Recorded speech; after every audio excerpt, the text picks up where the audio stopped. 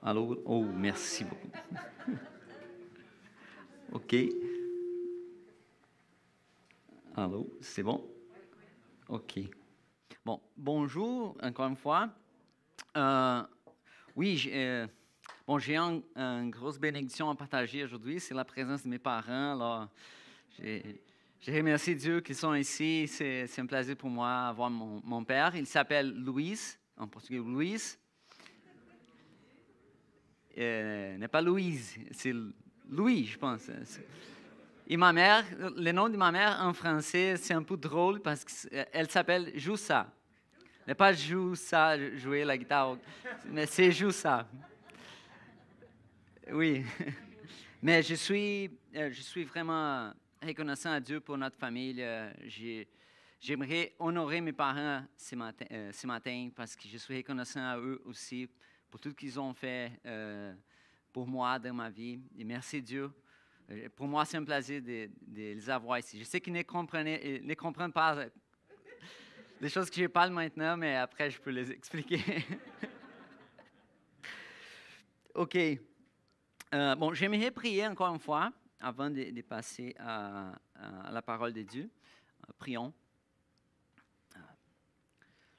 Oui, merci Seigneur. Je te remercie. Oui, parce qu'on a tellement beaucoup de bénédictions pour te remercier. La première et la plus importante, c'est tout ce que tu as fait pour nous dans la croix, pour ton sacrifice, pour les privilèges de participer de ta table, de la repas du Seigneur. Merci Seigneur, c'est un privilège pour nous. Et merci parce que tu continues à faire grandes choses aujourd'hui. Et on a toujours les choses qu'on peut partager, des petits miracles que tu fais à chaque jour dans notre vie. Je te remercie. Je te remercie pour l'Église. Je te remercie pour ta parole. Je te remercie pour ta présence avec nous. Et je te prie que tu puisses bénir le moment de partage de ta parole. Que tu puisses guider ce moment, que je puisse être un instrument dans tes mains. Oui, donne la capacité pour transmettre ta parole dans une autre langue, que tu puisses m'aider aussi. Au nom de Jésus. Amen. Amen.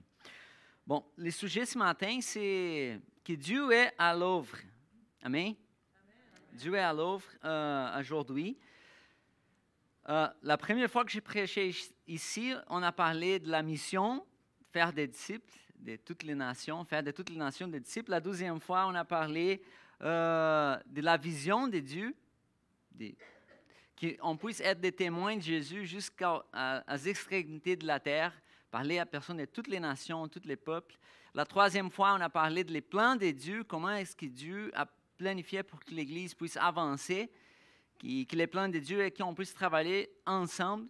Dieu a fait des choses. Jésus, il nous a libérés du péché, il nous a donné son esprit, il a établi les leaders dans l'Église. Les leaders sont ici pour équiper les saints, équiper les gens pour l'œuvre du ministère. Mais chacun de nous et tous ensemble, c'est comme Dieu a planifié pour que l'Église puisse avancer. Il y a une partie pour chacun de nous dans l'œuvre de Dieu. Mais aujourd'hui, j'aimerais parler de l'action de Dieu. Pendant que nous sommes en train de remplir la mission, de réussir la mission, Dieu est en l'œuvre. Dieu travaille aujourd'hui. Dieu travaille encore. Dieu ne nous a pas laissés seuls pour qu'on puisse faire quelque chose pour lui. Non, c'est lui qui est en train de travailler. C'est lui qui est en train de faire des choses dans ce monde et nous sommes ici pour participer avec lui. Et pour faire ça, j'aimerais qu'on puisse regarder le livre des Actes, qu'on appelle le livre des Actes des Apôtres. Aujourd'hui, je vais faire une chose un peu différente parce qu'on ne va pas regarder seulement un passage biblique, mais j'aimerais faire comme un genre de survol sur le livre des Actes pour qu'on puisse regarder le livre des Actes en général, quelques passages spécifiques, comme un genre d'introduction à ces livres-là. Peut-être dans un autre moment, on va avoir l'opportunité de continuer, peut-être même en série dans ces livres, dans le futur, je ne sais pas. Mais c'est quoi le livre des Actes? C'est la première question. Qu'est-ce que le livre des Actes? Bon, le livre des Actes, c'est un livre qui a été écrit pour raconter le début de l'Église. Ça raconte l'histoire de quand l'Église a commencé. Quand Jésus a envoyé son esprit, le Saint-Esprit, Et c'est dans ces moments-là, dans les Pentecôtes, que l'Église a commencé dans ce monde. Et nous sommes les fruits, les résultats de ces choses que Dieu est encore en train de faire. Alors, de façon plus précise, elle récite l'action de Dieu dans l'Église primitive. Dans les premières années de l'Église, on voit Dieu à l'œuvre tout le temps. Et bon, comment est-ce que ce livre est structuré? Parce que quand on regarde le livre des Actes, on voit qu'il y a aussi une structure. Je parlais d'un passage que je pense que c'est très important pour comprendre le livre des Actes, c'est chapitre 1, verset 8, parce que ça nous montre les plans de Dieu, que l'Église a commencé vraiment en Jérusalem, mais après, le message de l'Évangile a été partagé aussi pour la Judée, pour les Samariens, pour les Samaritains, et après, jusqu'à l'extrémité de la terre, ça continue jusqu'à aujourd'hui. Mais dans cette époque-là, le livre termine en Rome, quand l'apôtre Paul était là. Ça a été comme la ville plus importante du monde à l'époque. Alors, on voit dans le livre une structure qui commence en Jérusalem, mais ça ne reste pas seulement en Jérusalem. On voit que les royaumes, c'est une expansion du royaume. De plus en plus, les royaumes s'expandent à les autres places, à les autres peuples et tout. Alors, c'est un avancement vraiment progressif qu'on voit. Alors, les débuts de l'Église à Jérusalem, c'est dans le chapitre 2 jusqu'au chapitre 7. Le focus est vraiment sur l'Église en Jérusalem. Mais dans le chapitre 8 jusqu'au chapitre 12, on voit aussi la Judée et on voit aussi les Samaritains qui reçoivent l'Évangile. On voit par exemple quand les Samaritains reçu le Saint-Esprit, ça a été une manifestation de Dieu pour montrer que oui, Dieu va accepter aussi les peuples qui sont les Samaritains, pas seulement les Juifs. Et dans un troisième moment, on voit les gentils aussi recevoir l'Évangile. C'est dans le chapitre 13 jusqu'à 28, c'est l'Évangile entre les non-juifs. Et c'est là qu'on voit le focus sur le ministère de l'apôtre Paul dans cette dernière partie du livre. Oui, le livre des Actes termine. Il termine avec l'apôtre Paul emprisonné en Rome. Mais c'est intéressant de regarder le dernier verset du livre des Actes. Je ne sais pas si vous avez déjà noté, c'est quoi qui dit le dernier verset. Mais c'est l'affirmation de que l'Évangile a continué à être prêché sans obstacle. C'est intéressant. J'ai ajouté les derniers versets du livre dans les prochains diapos. Ça dit que Paul demeura 2 ans entiers dans une maison qu'il avait louée. Il recevait tous ceux qui venaient les voir, prêchant le royaume de Dieu et enseignant ce qui concerne le Seigneur Jésus en toute liberté et sans obstacle. Mais regarde, dans ce moment-là, l'apôtre était dans la prison. Il était emprisonné en attendant de son jugement dans une maison. C'est comme au Brésil, on a, tu peux être dans la prison, mais dans ta maison. Il y a un genre de prison que la personne est permis d'être dans une maison, pas dans la prison normale. C'était ce genre de choses-là dans ce moment. Mais tu vois, Paul a été en prison, mais la parole nous dit qu'il non, il a été en liberté pour prêcher. Même dans la prison, il avait la liberté pour prêcher. Parce que l'Évangile n'est pas barré par les mains des humains. Dieu est capable de nous donner les opportunités, même si quelqu'un est dans la prison. Et on a vu ça plusieurs fois dans le livre des Actes. Ça, je trouve ça vraiment très intéressant. Un autre détail qu'on peut regarder dans le livre des Actes, c'est que dans le début, on voit plus le focus sur le ministère de Pierre, mais après, de peu en peu, ça commence à mettre le focus sur le ministère de Paul. Il y a comme un changement. Ça commence avec Pierre, mais après, le livre parle beaucoup de Paul dans la fin du livre. Intéressant, j'ai ajouté un tableau dans les prochains diapos qu'on peut regarder que les mêmes genres la même sorte de miracles qui ont été racontés, qui ont été faits par l'apôtre Pierre, sont les mêmes genres de miracles que l'apôtre Paul a fait aussi. Je ne sais pas si vous avez déjà vu ça dans les livres, mais par exemple, dans le chapitre 2, on voit le premier sermon de Pierre. Dans le chapitre 13, on a le premier sermon de l'apôtre Paul. Dans le chapitre 3, on a la guérison d'un boiteux. Dans le chapitre 14, on voit la guérison d'un boiteux aussi, mais pour l'apôtre Paul. Dans le chapitre 8, on a un confront avec un magicien de Pierre. Dans le chapitre 13, on a un confront de Paul avec un magicien. Même genre de choses. Dans le chapitre 5, l'influence de son oncle, l'oncle de Paul, je ne sais pas si vous vous souvenez de la passage, mais de Pierre, qui les personnes qui ont été malades, on attendait que Pierre passait avec son ombre pour qu'il... Oui, merci. Et là, on a le même genre de choses avec l'influence des objets de Paul, les mouchoirs de Paul. Les Paul ont été levés à les gens qui ont été malades. Dieu a utilisé ça pour guérir les gens. L'imposition des mains de l'apôtre Pierre pour les Samaritains, ils ont reçu le Saint-Esprit. L'apôtre Paul a fait la même chose avec les non-juifs. En Éphésus, ils ont reçu le Saint-Esprit de la même façon. Voici le tableau. Mais pourquoi que j'ai voulu noter ces détails?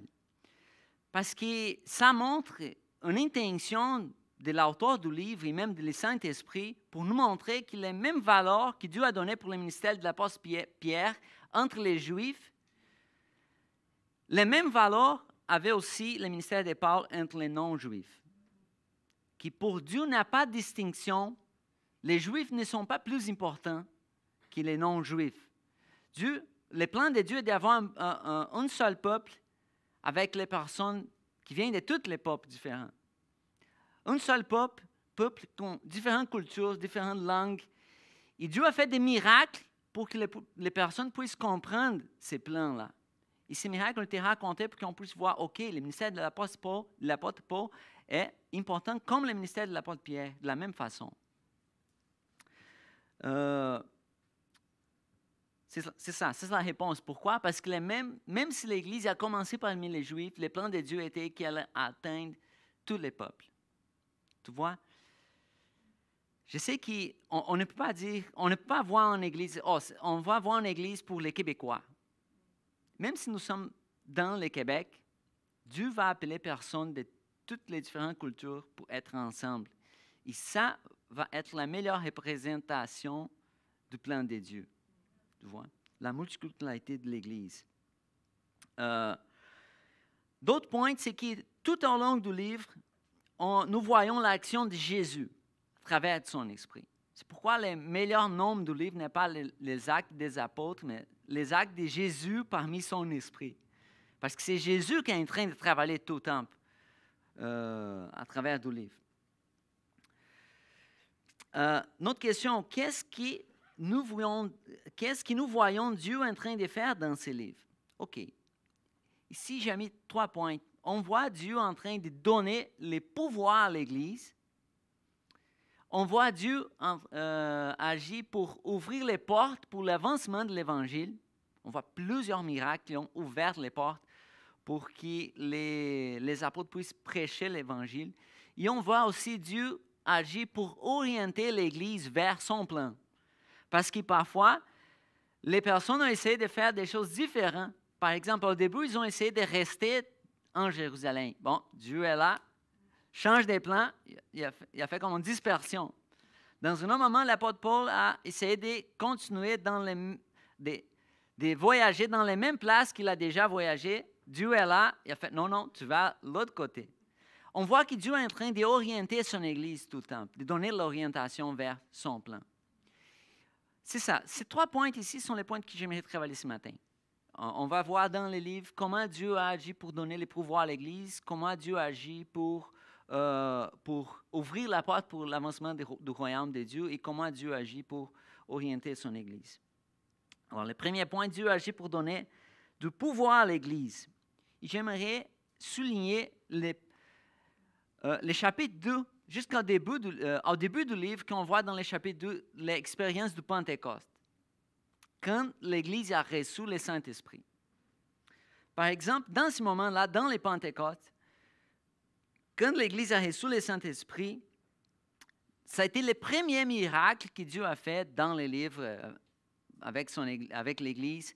Et ça a été un miracle pour capaciter des gens pour parler d'autres langues. Voilà le texte. Dans les prochains, c'est le texte biblique. Je vais lire avec vous. Les jours de la Pentecôte, ils étaient tous ensemble dans le même lieu. Tout à coup, il vient du ciel un bruit comme celui d'un vent impétueux. Et il remplit toute la maison où ils étaient assis. Des langues semblables à des langues de feu leur apparurent, séparées les unes des autres. Ils se posèrent sur chacun d'eux. Et ils furent tous remplis du Saint-Esprit.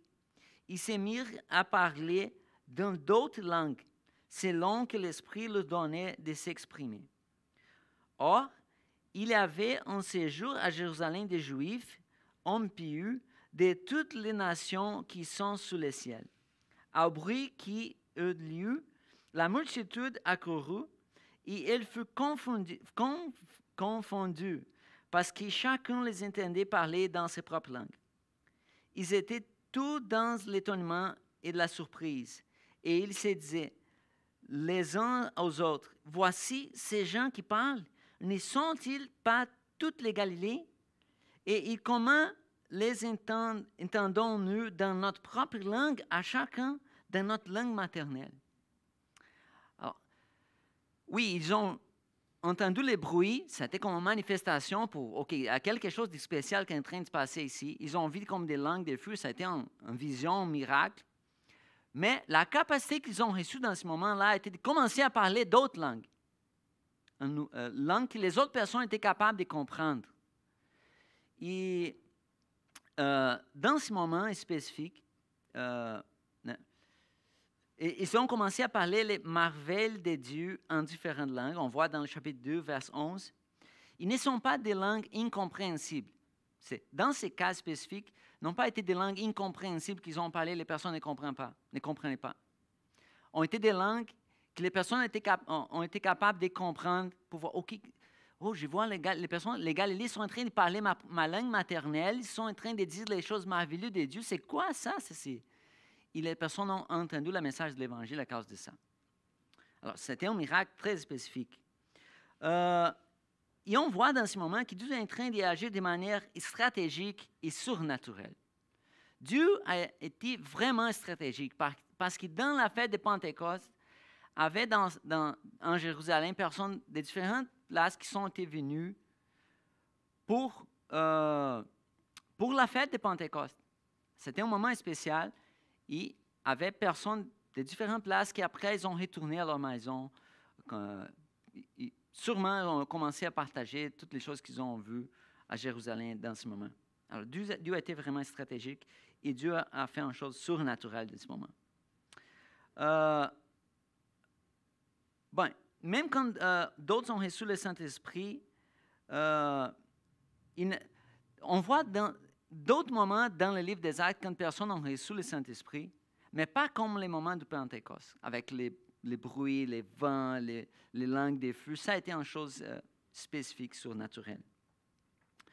La question que j'aimerais partager, c'est est-ce que Dieu est capable de nous capaciter aujourd'hui? Est-ce que Dieu est capable de nous donner la capacité pour faire les choses qu'il nous appelle à faire? Bon, on ne doit pas attendre les mêmes expériences, les mêmes moments comme les Pentecôtes, parce que ça a été un moment unique dans l'histoire de l'Église. Mais le principe que Dieu est capable de nous capaciter, oui, ça c'est vrai. Je crois qu'on doit croire que Dieu est capable de nous donner la capacité pour faire des choses qu'il nous appelle à faire. J'aimerais partager une expérience. Ça c'est une histoire qui est dans les prochains slides. Vous voyez, ça c'est une photo en Mozambique.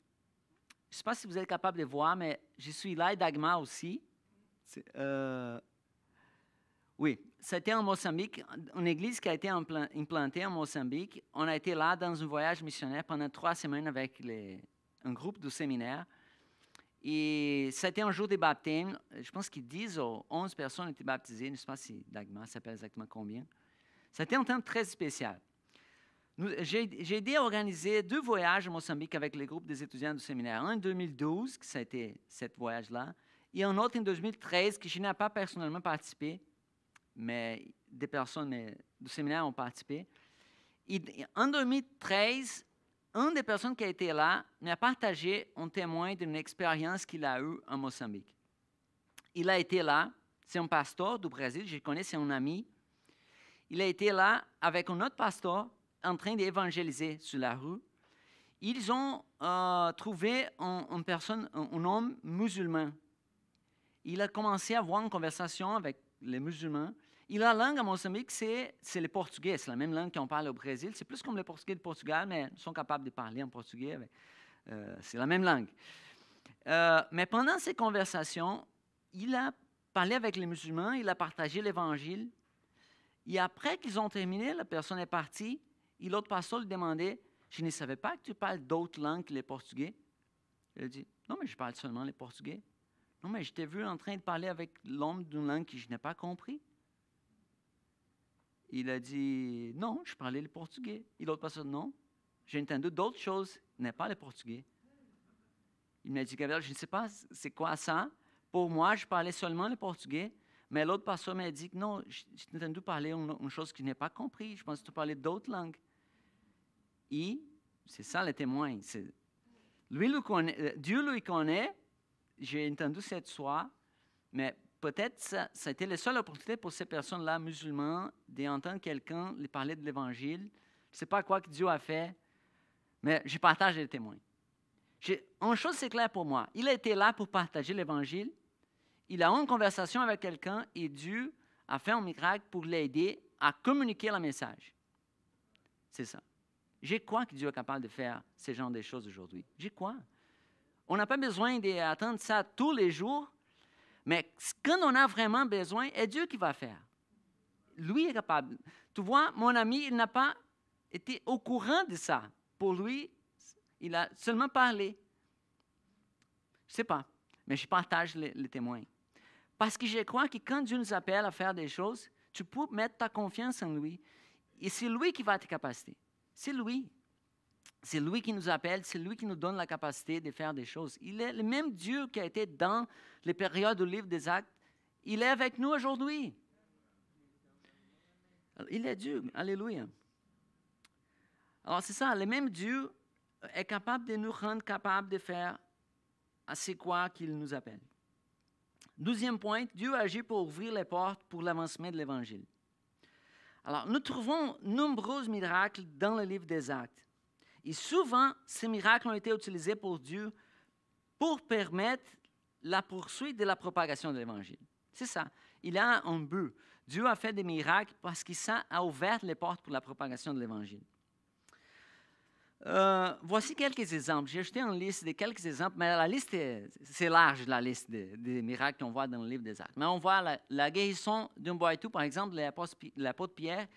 Qu'est-ce qui s'est passé après? Les personnes, c'est quoi ça? Les personnes ont arrêté pour entendre, c'est quoi ce message-là? Avec qui pouvoir vous avez fait ça? Et ça a donné une opportunité de témoigner.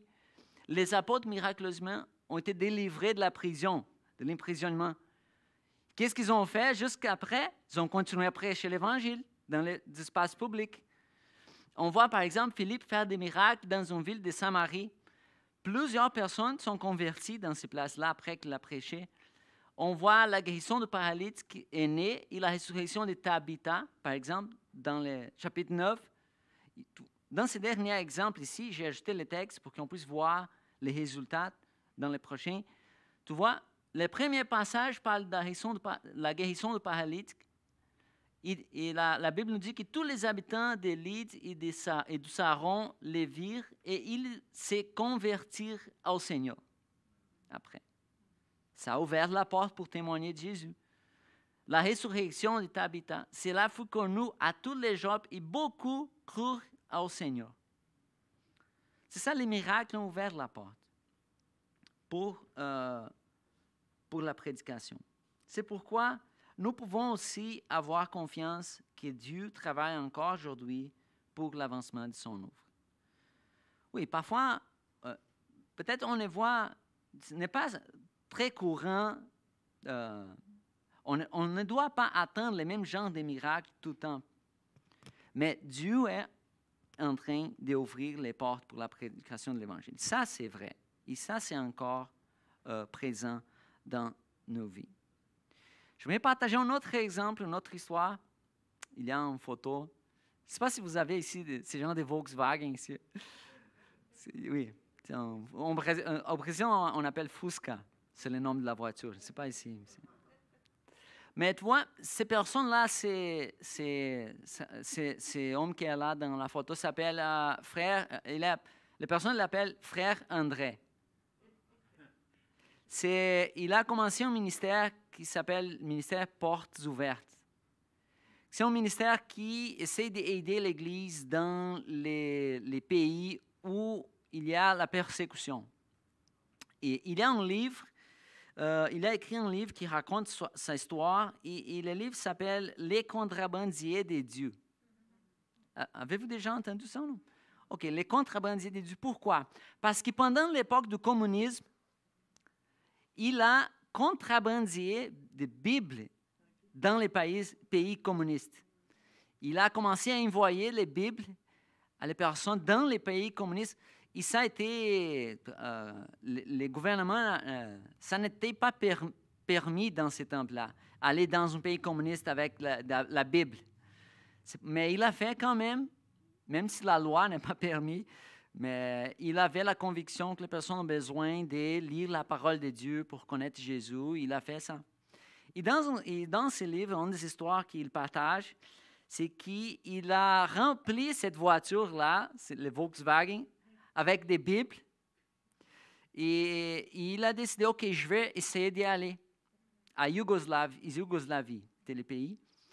Mais le problème, c'est que quand tu vas entrer dans un pays avec la voiture, les policiers là, ils vont venir pour voir qu'est-ce que tu as dans ta voiture, est-ce qu'on peut vérifier si tu as des choses.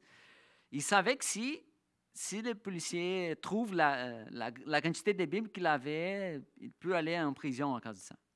Alors, il a fait une prière qu'il partage dans ce livre. Il a dit, Père, Dieu, tu as fait voir les yeux aveugles.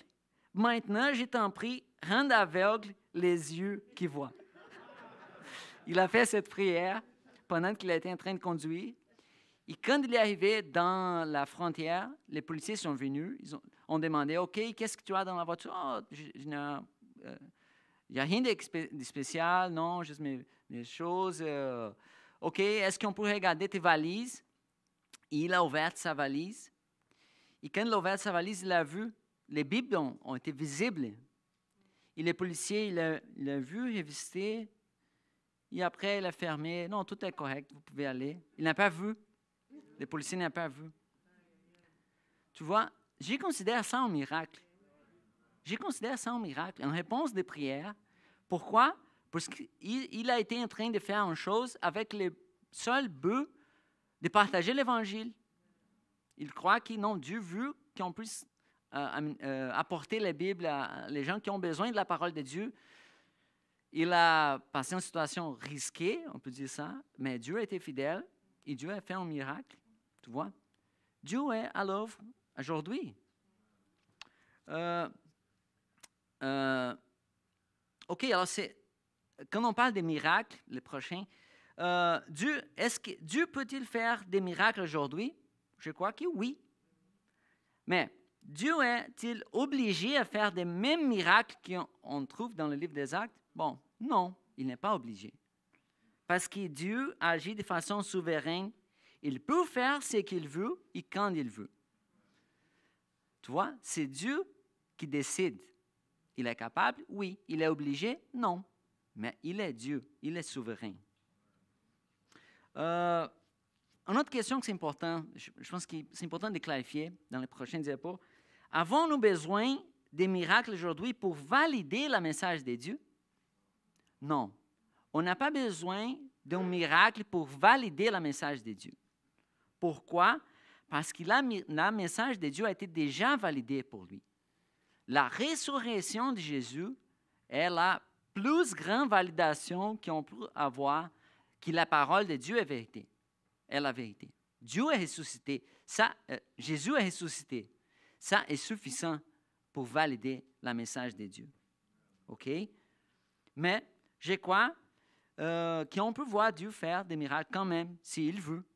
Mais on ne doit pas attendre des miracles pour valider la parole de Dieu. Elle a déjà été validée, elle est déjà en vérité. Ça, c'est important de clarifier. Une autre chose qui est importante de mentionner, c'est que oui, on doit être sûr que Dieu répond à nos prières. Dieu répond à nos prières encore aujourd'hui. Bon, Dieu est bon. Cette semaine, dans les rencontres de prière vendredi, on a prié pour un sujet. L'autre jour, on a eu la réponse samedi matin. Gloire à Dieu, ça a été une réponse des prières. Et un autre frère, soeur qui a été ici, a partagé aussi une autre situation. Dieu a répondu à sa prière. Moi, ou des témoins que je vais parler bientôt, alors, on voit plusieurs réponses des prières. C'est pour qu'on doit prier parce que ça rend gloire à Dieu. Dieu répond à nos prières parce qu'il est glorifié. Ça, c'est un témoin, mais n'est pas pour valider sa parole. Si Dieu est souverain, il peut répondre comme il veut. Mais on doit faire confiance qu'il est présent. C'est une chose importante, c'est que notre foi n'est pas fondée sur notre expérience.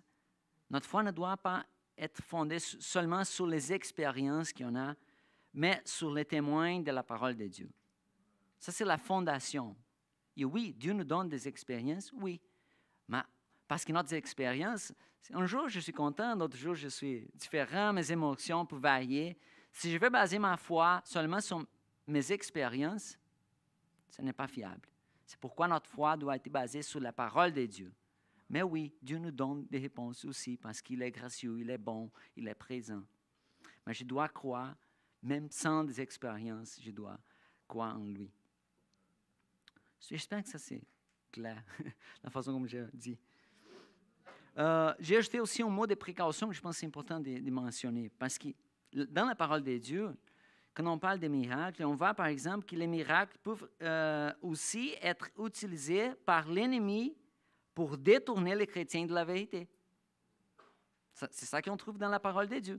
On ne doit pas mettre notre confiance, « Oh, si je vois un miracle, OK. » Non, attention, c'est la parole de Dieu qui c'est le fondement pour notre foi. Parce que même l'ennemi, il peut utiliser des miracles pour faire les personnes détourner de la parole de Dieu. Merci. Oui, j'ai ajouté un verset, Matthieu 24, 24. Car il s'élèvera des faux Christ et des faux prophètes. Ils feront des grands prodiges et des miracles au point de séduire, s'il était possible, même les élus. OK? Un autre passage, un autre mot de précaution, c'est que des miracles peuvent être faits par des personnes qui ne connaissent pas le Seigneur aussi. Tu vois, Matthieu chapitre 7, 22, 23, plusieurs me diront en ces jours-là, Seigneur, Seigneur, n'avons-nous pas prophétisé par ton nom? N'avons-nous pas chassé des démons par ton nom? Et n'avons-nous pas fait beaucoup de miracles par ton nom? Alors je leur dirai ouvertement, je ne vous ai jamais connu. Retirez-vous de moi, vous qui commettez l'iniquité. OK? Alors, faites attention. On doit baser notre foi dans la parole de Dieu. C'est pourquoi même quand il y a des miracles, ça c'est un point intéressant, même quand il y a des miracles, tous les mondes ne croient pas. Ne sont pas toutes les personnes qui vont croire juste parce qu'ils ont vu un miracle. Bon, dans le temps que Jésus était ici, une personne physique, on peut regarder combien de miracles Jésus a fait. Il y avait des personnes qui ne croyaient pas en lui. C'est pourquoi les miracles ne sont pas suffisants pour amener quelqu'un à la foi. C'est seulement une œuvre de l'Esprit et Saint-Esprit qui nous amène à la foi, à croire en Jésus. C'est une œuvre du Saint-Esprit. OK? Le troisième point, Dieu agit pour orienter l'Église vers son plan. C'est ça. Dieu est en train de travailler aussi pour nous orienter, nous guider vers son plan. Et ça, c'est intéressant parce que quand on regarde le livre des Actes, même les situations difficiles, même les persécutions, même les emprisonnements, même les choses difficiles ont été utilisées par Dieu pour que l'Église puisse aller vers la direction de la volonté de Dieu. Par exemple, la persécution a poussé les chrétiens à se disperser vers d'autres régions. En Actes chapitre 8, l'Église a été en Jérusalem. Une persécution a commencé.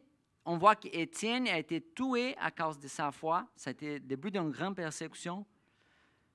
OK, c'est mauvais de voir quelqu'un est mort, quelqu'un de l'Église a été mort, a été tué à cause de la foi. Bon, il a été amené avec la présence du Seigneur, mais avec ces persécutions-là, l'Église a été dispersée, mais à cause de cette dispersion, ils ont commencé à prêcher dans les autres régions aussi. Dieu a utilisé même une situation très, très, très difficile pour l'avancement du royaume. L'autre situation, par exemple, l'apôtre Paul a été empêché d'aller dans les régions d'Asie et a fini pour atteindre l'Europe. Chapitre 16, livre des Actes, Paul avait un plan de retourner dans les églises qu'il avait déjà visitées. La Bible nous dit qu'il a été empêché par le Saint-Esprit. Je ne sais pas comment ça se passait, cet empêchement-là, mais après, il a eu comme une vision, il a vu une personne de la Macédonie qui l'appelait pour aller à Macédonie. C'est quand il est rentré à l'Europe et l'Évangile a arrivé dans un autre continent et les églises ont été implantées dans l'Europe aussi. Alors, c'est ça. Même un empêchement a été utilisé par Dieu. Dernier exemple, l'emprisonnement de l'apôtre Paul, par exemple, lui a permis d'atteindre Rome. Ça, c'est intéressant parce qu'il avait le plan d'aller prêcher l'Évangile en Rome, qui a été la ville plus importante de l'époque. Mais comment est-ce qu'il a réussi d'arriver en Rome? Bon, en prison. Et le gouvernement a payé les billets pour qu'il puisse y aller. Et même la nourriture pour lui, c'est le gouvernement qui a payé pour qu'il puisse arriver en Rome et prêcher l'Évangile en Rome. Mais d'autres choses, c'est que pendant qu'il a été en prison, c'est quoi qu'il a fait? Il a écrit plusieurs des lettres qu'on a dans la Bible aujourd'hui. On a des lettres importantes qui ont été écrites par lui, qui ont été écrites quand il a été en prison. Il avait du temps. Et, la condition pour écrire, c'est les lettres pour envoyer les églises. Alors, tu vois, c'est pourquoi on peut dire que même dans les situations difficiles, l'Évangile ne peut pas être arrêté. Bon, on voit, on a la COVID, on a la guerre, l'inflation, on a toutes ces sortes de problèmes, mais on peut avoir la confiance que ça ne va pas empêcher l'avancement du royaume de Dieu. On doit avoir cette confiance-là. On doit avoir la confiance que non, Dieu est capable de faire qu'est-ce qu'il veut. L'Évangile peut continuer à avancer même avec les situations difficiles. Et parfois, Dieu va utiliser les situations difficiles pour quelque chose de bon à la fin. C'est pourquoi j'apprends que nous pouvons avoir une attitude positive, même lorsque nous traversons des épreuves. Dieu ne perd jamais le contrôle. Tu vois, je ne veux pas être insensible à des difficultés. Parfois, les personnes, ou même nous, passent à travers des difficultés. Je ne veux pas juste rêver. Non, c'est Dieu. Je sais, si la personne est en train de passer à travers une difficulté, je vais pleurer avec la personne, je vais prier avec la personne, on va demander l'aide de Dieu. Oui, on doit être sensible à des moments difficiles. Mais, quand c'est un bon moment, je vais toujours essayer d'encourager la personne. Je vais toujours essayer parce qu'on doit se rappeler que Dieu est fidèle. Même dans les situations difficiles, il est toujours fidèle. Dieu nous aime. Même dans les situations difficiles, Dieu nous aime toujours. Et Dieu est avec nous. C'est pourquoi on peut nous encourager et dire l'un à l'autre, on peut dire, mettons notre confiance en Dieu. Même dans les situations difficiles, mettons notre confiance en Dieu. On a passé par une situation comme famille dans les dernières semaines, on a eu un accident avec notre voiture. C'était pas cette semaine-ci, à l'autre semaine. Notre voiture a été stationnée en front de chez nous. Et une personne est venue à une haute vitesse et a frappé notre voiture. Et, bon, ça a été un gros accident. Mais tu vois, je savais que je devrais prêcher ici à l'église bientôt. Mes parents sont en train de venir on a besoin d'une voiture pour se promener avec la famille et tout. Mais même dans ces situations, j'ai un témoin à partager parce que dans les moments de l'accident, un peu avant, j'étais en train de faire des choses et Sarah est venue pour me dire, « Papa, est-ce que tu peux prendre mon manteau qui est dans les porte-valises de la voiture que j'ai vu l'utiliser demain matin à l'école? » Je lui dis, « Sarah, attends un petit peu, je suis en train de terminer quelque chose ici, après je veux aller. » Et elle a dit, « Non, mais est-ce que tu peux aller? Est-ce que je peux aller? Est-ce que je peux aller? » « Non, Sarah, attends, après, je veux aller, OK? Tu peux aller se coucher, maman elle va aller avec toi et après, je veux prendre ton manteau. » Et pendant que Sarah est allée pour se coucher, quelques secondes, minutes après, je ne sais pas exactement, on a entendu les bruits. Et oui, ça a été l'accident. Et après, les voisins sont venus pour cogner notre porte et pour dire, « Oh, c'est ta voiture, c'est ta voiture. » Quand j'ai vu ça, après, on a réalisé que c'était Dieu m'a gardé. C'est sûr qu'il m'a gardé dans ce moment-là. Parce que si j'étais dans la porte-valise en train de prendre les choses, vous voyez les résultats.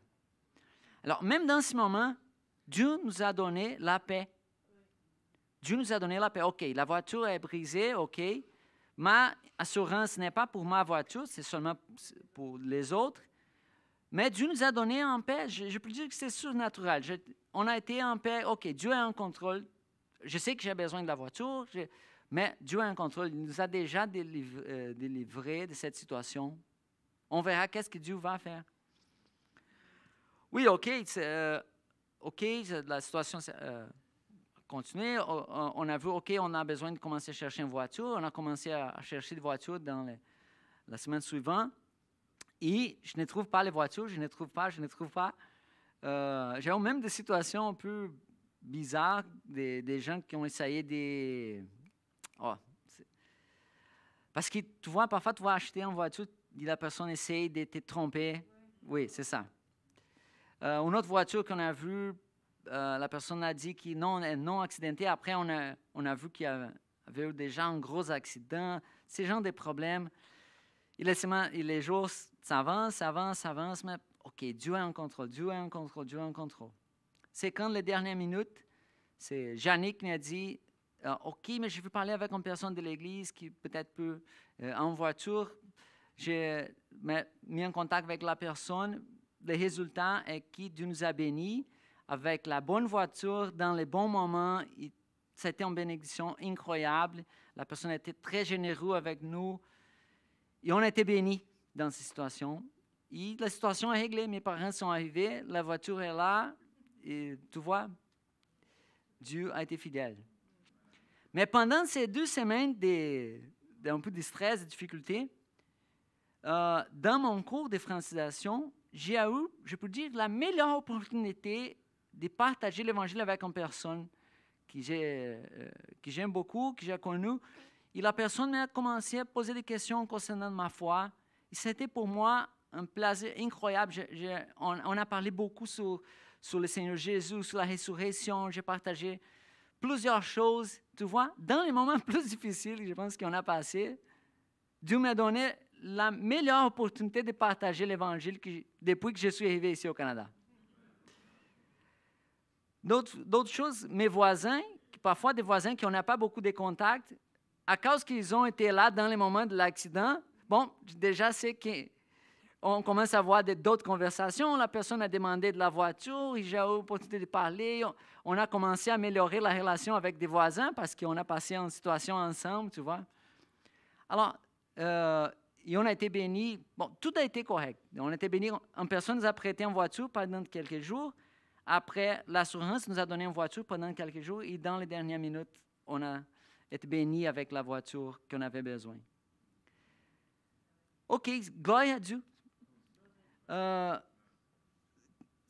Je partage ces témoins juste parce que je commence à voir que, naturellement, je suis une personne pessimiste. Je suis désolé, je suis. Je suis le genre de personne que si je vais prendre un avion, je pense que l'avion va tomber. Oui, je suis ce genre de personnes-là. Mais Dieu travaille ces choses dans ma vie. J'apprends de plus en plus à être confiant, à mettre ma confiance en Dieu. Et je crois que aujourd'hui, je pense qu'être beaucoup pessimiste, c'est même un péché, je pense. C'est pourquoi j'essaie toujours de grandir dans ces domaines de ma vie. OK, non, mais Dieu, de plus en plus, me donne des expériences qui m'ont fait grandir dans ces genres de choses. Et je vois que quand on met notre confiance en Dieu, il est toujours fidèle. Tu vois? C'est ça. Je partage ça pour vous encourager. Pour vous encourager à être plus positif, mais pas en positivité comme cette positivité du monde, mais c'est comme de voir la fidélité de Dieu tout le temps, même dans les situations difficiles. Voir et croire à la fidélité de Dieu parce qu'il nous aime, il est avec nous, il est fidèle tout le temps. Et Dieu est à l'œuvre. À notre part, c'est seulement aligner notre vie dans la direction de ce que Dieu est en train de faire. Aligner notre vie pour aller dans la direction que Dieu veut qu'on va. Et c'est parfois dans les moments plus difficiles que nous voyons les plus grandes manifestations de l'action de Dieu. Ça, c'est vrai. C'est parfois dans les moments plus difficiles de notre vie qu'on voit la manifestation de Dieu de façon plus claire. OK? Bon, la conclusion. Dieu agit pour donner du pouvoir à l'Église. Dieu agit pour ouvrir les portes pour l'avancement de l'Évangile. Dieu agit pour orienter l'Église vers son plan. Alors, Dieu agit encore aujourd'hui. J'aimerais nous encourager avec cette vérité. Prions. Merci Dieu. Merci parce que tu es à l'œuvre. Oui, tu es puissant, tu es présent. Et on peut faire confiance en toi. Et je te prie que tu puisses vraiment, par ton esprit, nous encourager à faire confiance et voir ta manifestation. Tu es souverain, tu peux faire qu'est-ce que tu veux, mais on sait que quand on met notre confiance en toi, et tu montres ta présence, c'est toujours pour rendre gloire à toi. On est béni, on peut bénir les autres, mais ton nom est glorifié. C'est ça que je prie, que tu puisses nous encourager à faire confiance en toi. Moi, parce que tu connais mon corps, tu sais mes difficultés, ton Église aussi, chacun d'entre nous, on peut vraiment mettre notre confiance en toi. N'importe quel moment, on puisse faire confiance en toi. Ça, c'est ma prière, au nom de Jésus. Amen. Amen. On a un autre chant.